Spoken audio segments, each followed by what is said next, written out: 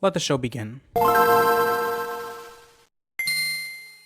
Good morrow to all you literate fellas. My name is Noble, and welcome to my quaint little video diary. You may or may not know that I am a voracious reader. Give me literally anything, sci-fi, theology, a shitty rom-com, a freaking instructions manual, and I will read the heck out of it. All books are equal to me, but some books are more equal than others. And in today's entry, I'm going to be going down a curated list of the 26 books I want to read for 2026. Note that this is just 26 of the over 52 books I plan on reading this year. I am not including all of them because at this junction of the day, all I am surviving off of is my morning chai, this cup of iced coffee, a slice of angel cake, and sheer spite. So without any further ado or any further palaver, let's get right on with the books. Book number 1, we've got American Hagwon by Min-Jin Lee, coming out on September 29th. For those uncultured few of you who may not be aware, Miss Min-Jin Lee is the acclaimed author of Pachinko, another one of my most acclaimed and favorite books of all time. I finished that tome in like 3 days because that's how good that shit was, and I have nothing but high expectations and hopes for this next story, which is a period drama that focuses on the Ko family, who, after a betrayal from an old friend and the demolition of their normalcy by the 1997 financial crisis of Asia, they moved to Southern California in search of a new life for them. The word hagwon refers to South Korean tutoring services in private academies for tutoring. And that obviously is going to play a huge role in this book. And Pachinko was already such a rich and affecting work for me. So I am eager to know what Miss Min-Jin Lee has in store for us in American Hagwon. Book number 2 is a collection of short stories called The Age of Calamity by Senaa Ahmed, coming out on the 13th of January. Miss Ahmed is a short story fiction writer based in Toronto who has contributed her fascinating tales to many collections. And this collection right here is her debut of her own work dedicated to herself, and my god am I excited to experience the magic of her selfishness. One skill I think a lot of short story writers fail to develop over the length of their craft is the skill of confidence. If that makes any sense, the lack of fear or doubt in their works or words. Yet with Miss Ahmed's work, despite the short lengths, they never feel like they are being sprayed with doubt. I am assured that this collection and each and every single one of these 9 stories, these 9 whimsical, peculiar, and unconventional short stories, will be brimming with that confidence that I am thirsting for. We've got one story that focuses on Anne Boleyn, who keeps coming back to life no matter how many times Henry VIII tries to murder her. We've got one where multiple, completely different versions of Napoleon live in a rural English village. And we've even got a murder mystery party that includes Nefertiti, Marilyn Monroe, and James Adam, among other historical figures. It's like Miss Ahmed looked at history and asked herself, how can we fuck it up? Iconoclastically. This collection, I genuinely cannot wait to get my hands on it, and I genuinely cannot wait for this pressure cooker of a book and watch it explode. This next book is Cherry Baby by Rainbow Lowell, coming out on April the 14th. Miss Lowell is definitely one of those writers that I want to get into more. She's a writer whose work I want to dive deep and deeper into, gradually become obsessed with her, and before you know it, I am dedicating a whole separate YouTube channel just to dissect her work. So I'm going to start that journey off by getting into one of her latest works, her newest release, Rainbow Baby. The story follows Cherry, a plus-sized woman whose soon-to-be ex-husband is making a movie based on a semi-autobiographical comic that he wrote that features his wife as a humiliating caricature named Baby. So, having had enough of the unwanted attention people give her by associating her with Baby, Cherry leaves everything to attend a concert of her favorite band, and there she is recognized by someone as Cherry, not as Baby, and this individual hasn't even heard of this autobiographical comic, nor has he even heard of the name Baby. Soon a romance ensues, a voluptuous tale the likes of which only Rainbow Lowell can dish out to you steaming. Number 4, we've got Molka by Monika Kim, releasing on April 28th. Now, you know you have done something right when the author of My Sister the Serial Killer praises your work. Darling, what have you done? The term molka refers to the South Korean sex crime of secretly and illegally spying and filming strangers through hidden cameras. Our main character is Dahye, who is on a quest for revenge against two individuals. Her cowardly lover, Hyukjun, a member of the higher echelon of Korean society, who fled Korea when an intimate video of him and Dahye is leaked without any of their knowledge or consent. And Junyoung, an IT technician with a voyeuristic tendency to spy on the women in his workplace, and who is deeply infatuated with Dahye. I kid you not, I was as obsessed with Miss Kim and her work when I first read The Eyes Are the Best Part as I am with the men in the story who are obsessed with the women in her books. The way she creates men in her work, and especially the way she writes flawed main characters, deliciously writes main characters, the way she shines the spotlight on systems that allow men to get away with heinous acts against women and force women to stay in line, enlightens this fire in you that burns as bright as the hatred and vengeance the women in her books and stories have against the men in their lives. Miss Kim, I am so looking forward to devouring this book. At number 5, we've got Vigil by George Saunders, coming out on January 27th. If you consider Lincoln in the Bardo the greatest American novel of the 21st century, I'm going to have to kindly ask you to burn that and place this book on top of the ashes, on the pedestal that you have put Lincoln in the Bardo on. Because what the fuck is he cooking up? The story goes back to the Bardo verse, which, if you don't know from Lincoln in the Bardo, is a place where dead people settle their debts with karma and let go of all their attachments to their past life. Our main character is Doll, who after her death is tasked with preparing dying souls to their next destination after death. After 343 so-called charges, her latest task is escorting an overconfident, chauvinistic oil company executive who seems to have no regrets or issues to think of, and yet who is responsible for so much anti-environment propaganda and the degradation of nature with the work he invests in. One thing about Mr. Saunders' work is that it never comes off as preachy or Dharman-ish. There is actual substance and piquancy in his work. And I honestly don't expect anything but the richest and most imaginative Mr. Saunders has to offer with Vigil. At number 6, we've got the Peculiar series. All the books. I just want to reread Peak, okay? That's all I want to do. I want to reread Peak. I want to choke on Peak material again. Yes, we support rereading as counting to your reading list every year. We support rereading as counting as reading new books. We also support audiobooks, braille books, children's picture books, manga, comics, fanfic, and web novels counting to your reading. The Peculiar series was gorgeous, spectacular, stunning, and every possible synonym for the word beautiful. And any naysayers can gladly shove it. At number 7, we've got Anatomy of an Alibi by Ashley Elston. I love creating deductions, deducting, coming up with theories, and connecting clues while I read mysteries. Solving the mystery way before the actual character solve the mystery. And 8 times out of 10, I'm able to solve it. And that doesn't ruin the surprise it doesn't ruin anything when I finish the book anyways. But I was genuinely caught by surprise by Miss Elston's debut mystery, First Lie Wins, which had me guessing and pondering and had my jaw catching flies the whole journey. So, of course, like the masochistic hoe that I am, I've decided that I want to be slapped hard in the face with the oh-so-familiar surprise yet again with Miss Elston's latest work, Anatomy of an Alibi.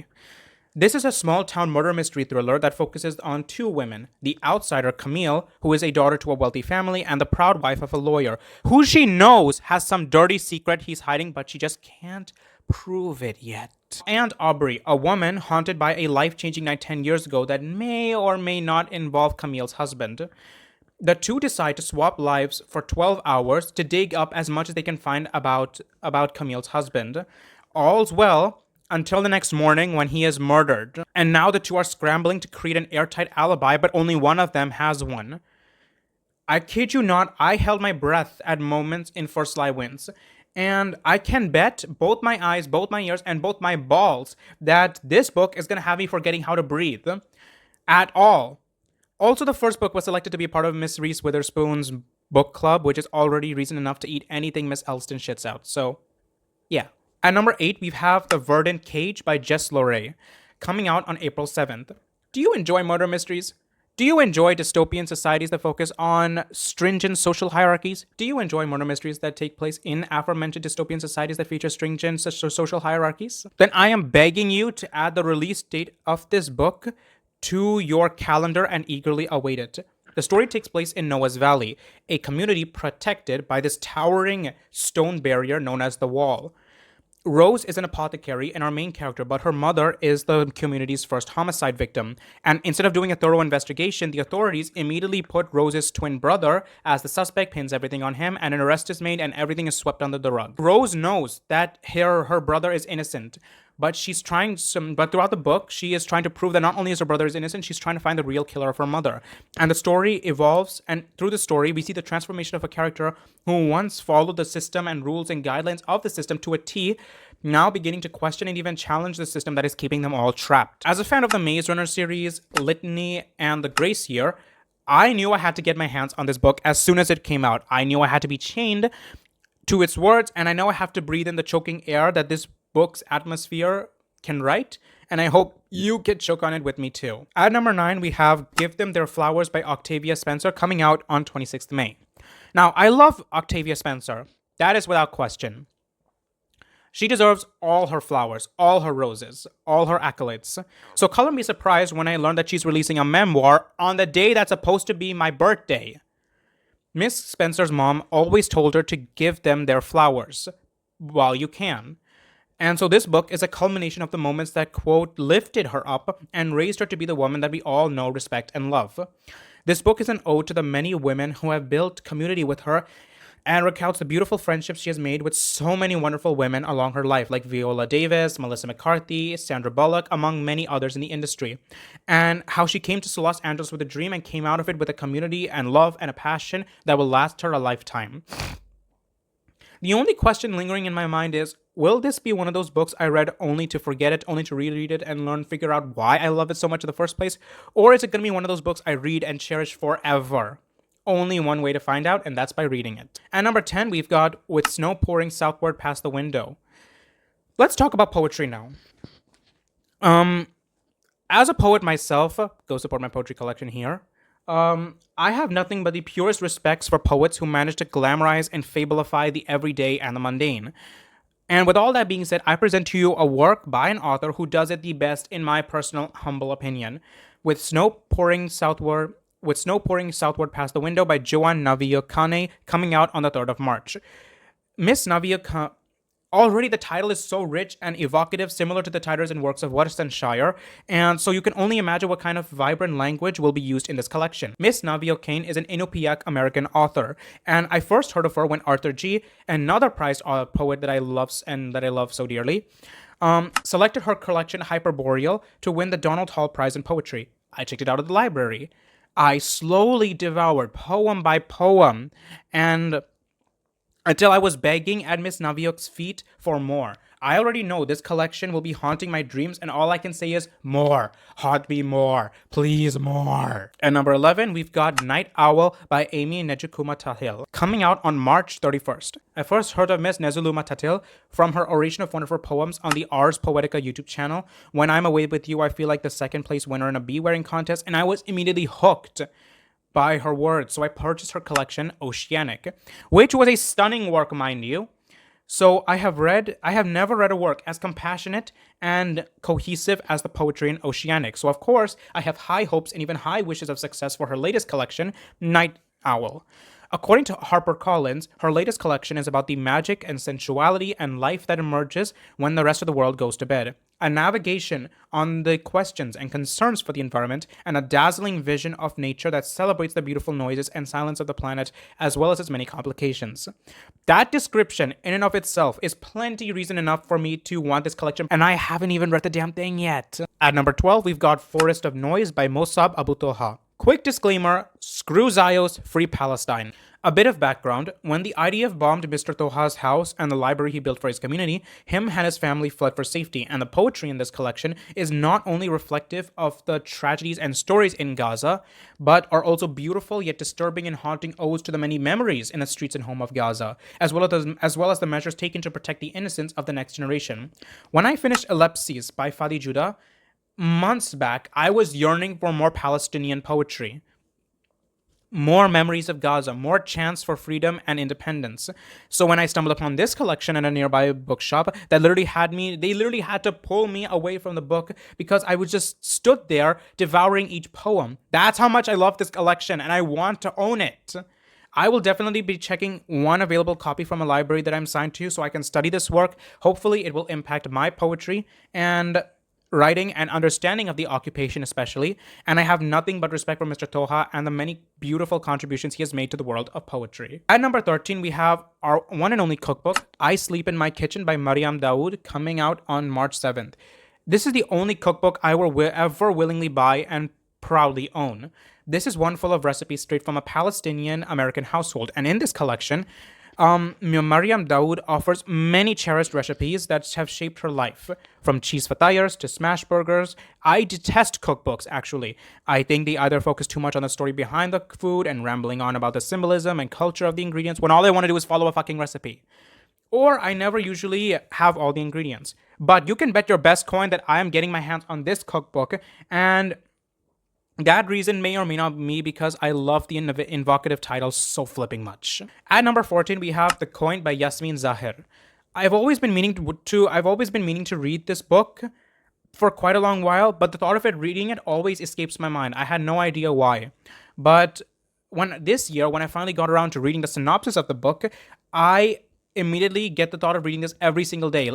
Something telling me, read it, Noah. Read it. The book follows an unnamed Palestinian woman who starts a teaching job where she takes quite a few liberties on how she teaches the material. Who focuses deeply on money and high luxury items and apparel and has a disturbing fixation on Korean beauty and skincare routines and cleanliness. And how she slowly gets involved in a Birkin bag reselling scheme. The book overall sounds like a pure stream of consciousness from what I was able to read from the sample given. It felt like an overextended metaphor, but hey, I love an incredibly free-flowing book. I love an incredibly flawed main character. I love yellow book covers. I love books that are raw and unfiltered, so of course I'm going to be all over this book. All up in these pages. At number 15, we have A Mass the Color of the Sky by Bassem Khandaqji, translated by Addie Leek, coming out on 17th of March. This was a book an Israeli pen pal of mine would not shut up about for literal months, constantly referring to it, referencing it, and talking about it, but she was saddened because I was not able to read it because it was in Arabic, and only she could understand Arabic, even though I was trying to understand Arabic.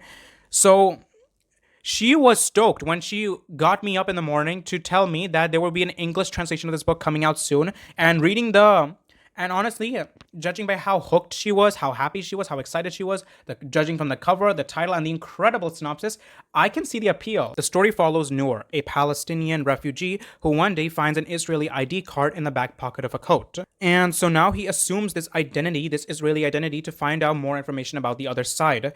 And the split identity and the journey Noor undergoes threatens to create disparity not only within Noor's life, but also within himself. A vital book to read during these trying times. The book's author, Mr. Khandaqji, was arrested by Israeli forces in 2004 and was serving 3 life sentences for his alleged involvement in the Carmel market bombing that had killed 3 people.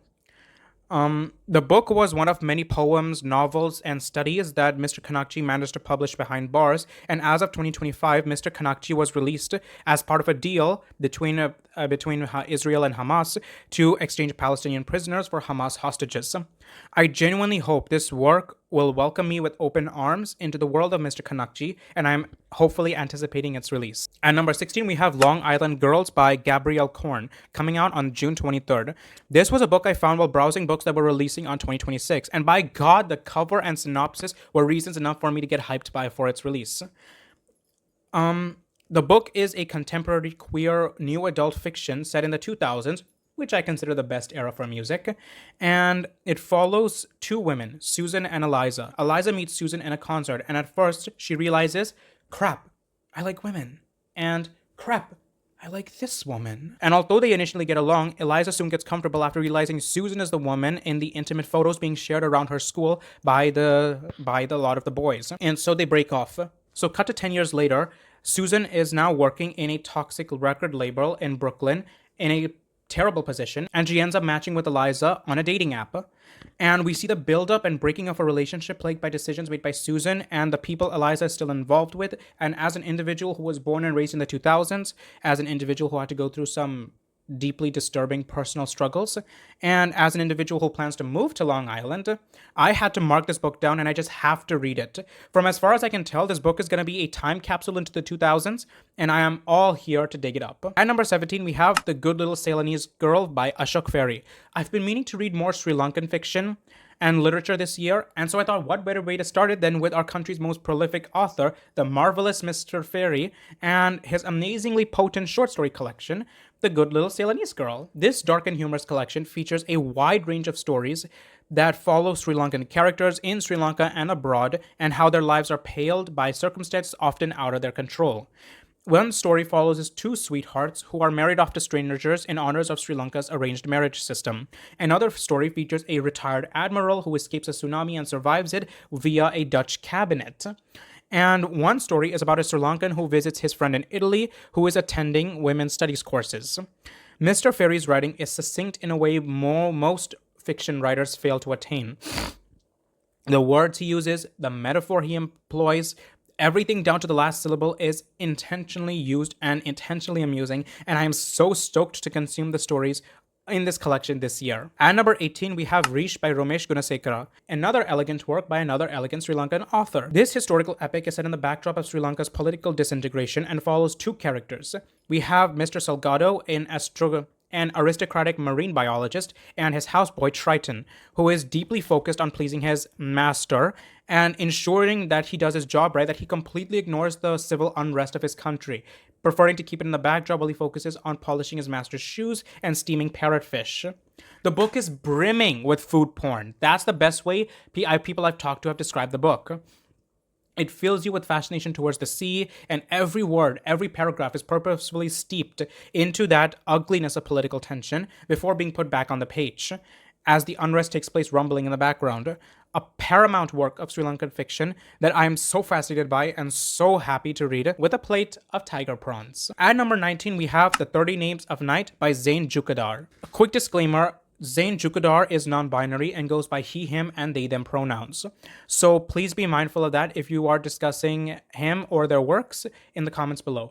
Thank you. Let me make one thing clear. I despise second-person narrative stories. I hate them with an almost impressive passion. But I am willing to make an exception for this book in particular because we know from the very beginning who the main character is referring to. The book is a queer, almost surrealist historical fiction that follows a Syrian-American closeted trans man trying to figure out how to be comfortable in his own body and who finds comfort in birds, especially bird graffiti. His mother died 5 years ago and was an ornithologist looking for a bird that may or may not exist. Meanwhile, he finds a journal belonging to a Layla, a bird painter, and learns not only of the history of his home country, but also the rich history of trans and queer people of Syria. Wrapping it all together are the droves of birds appearing in NYC all while the characters are coming to terms with their destinies, their stories, and who they are. I am in no mood to rush this work. I am going to savor it bit by bit because I heard that the author, Zain Jukadar, is a master of lyrical prose, and his work needs time to digest before it can seep into you. So I will respect that by giving this book the time it deserves. At number 20, we have Aleph the Unseen by G. Willow Wilson. 3 words: urban, fantasy, cyberpunk. Not enough reason to like it? Well, how about the Rick Riordan himself, who has praised this book above and beyond? The book takes place in an unnamed Arabic city, simply called The City, and our main character is a hacker known only as Aleph, the first letter in the Arabic alphabets. He shields his clients from surveillance, all while trying to love his secret girlfriend who belongs to the upper echelons of the city. That all changes when he is forced underground as censors and hunts for hackers starts growing and deadly, and he finds a book that unlocks both jinn magic and information technology magic that could change the world and the way it works forever. From what I've gathered, the world building is very atmospheric at times and even terrifyingly realistic. The characters are human and aren't still. The women aren't stupid nor lack agency. The magic is very technically efficient and explained without teetering over the edge of over-explanation. And our main character's development is one that is recommended to be studied by every beginning author. So I'm genuinely pleased knowing that I'm going to have this on my shelf one day and hopefully be as impacted by this work as Mr. Riordan. And number 21, we've got The Lion's Run by Sarah Pennypacker and John Cleason, coming out on February 3rd. Pax was certainly an underrated epic of our times. So of course I keep up with Miss Pennypacker to be notified of her latest works. So of course I am one of the lucky first to know of her next big project coming out that I am now going to be sharing with all of you, The Lion's Run.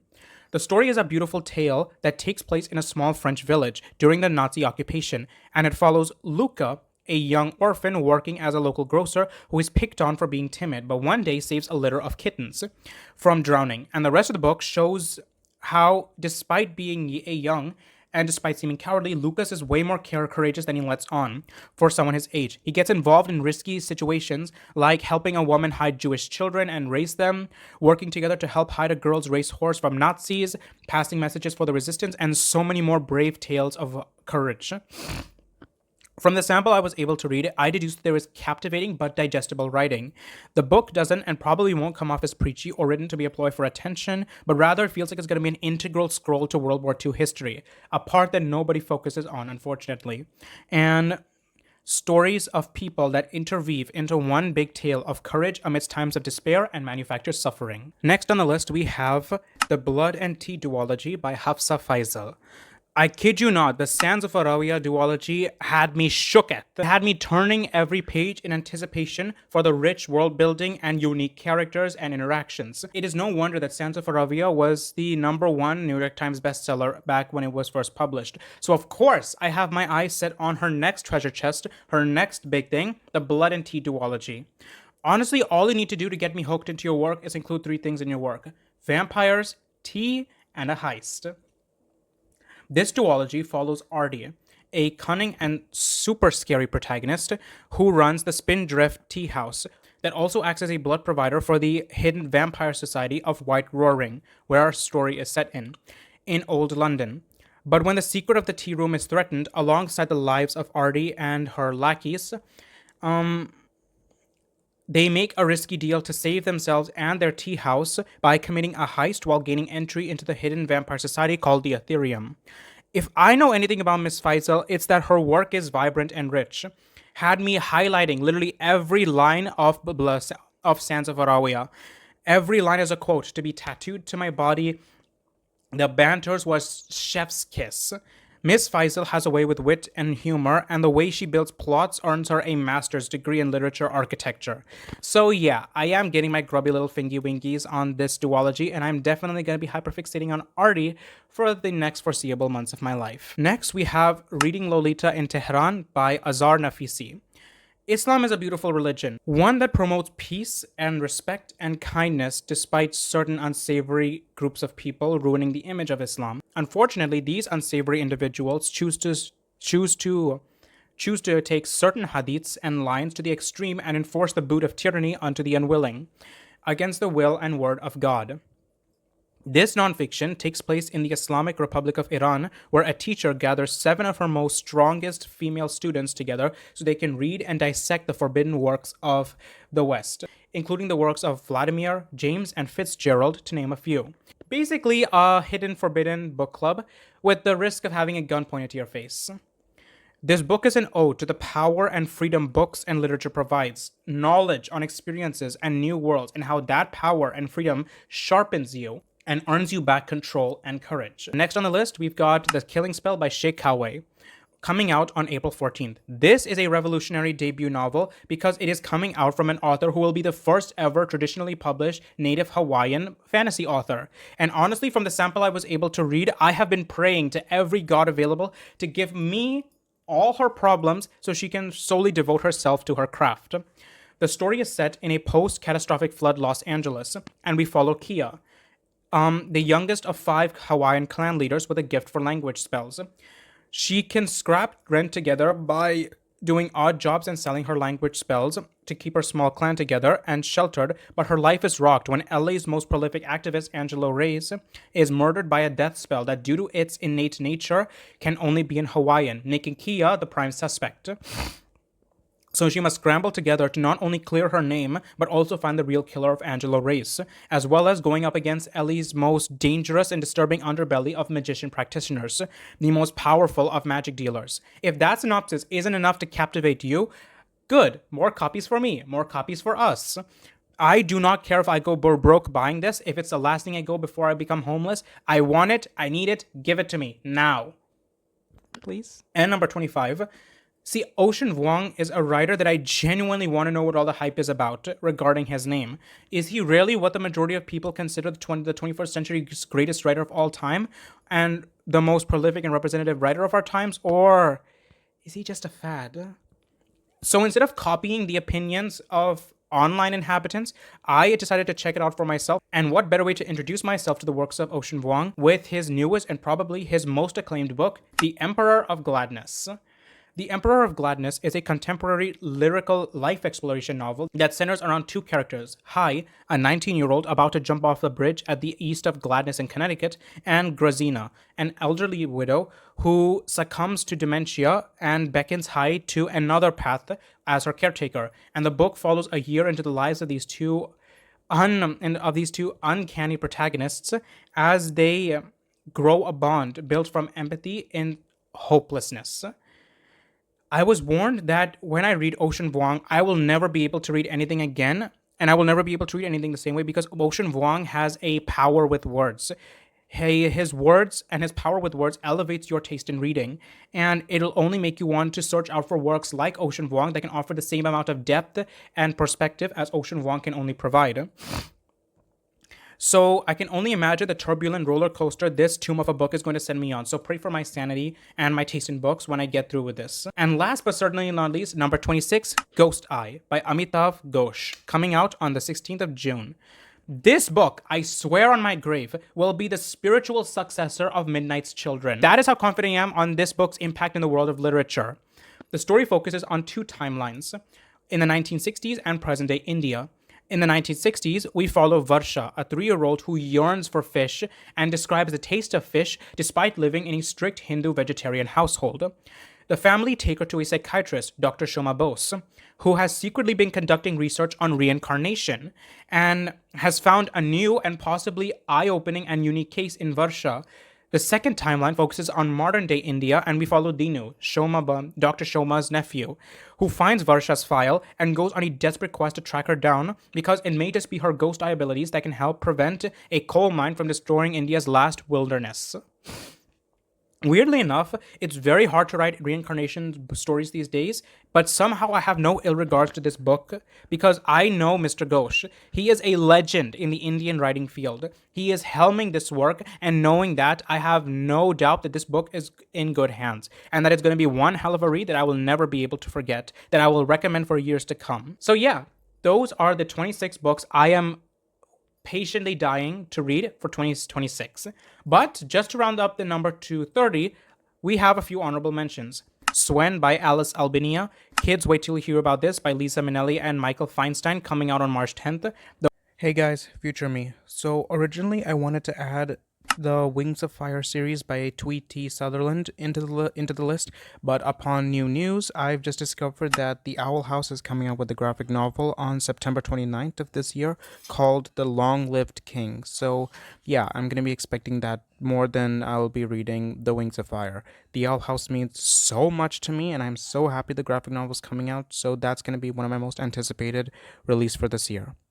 Back to the video. And Remnants of a Separation by Anchal Malhotra. So now that we've added that, we have the 30 books that I'm patiently waiting to read as of 2026.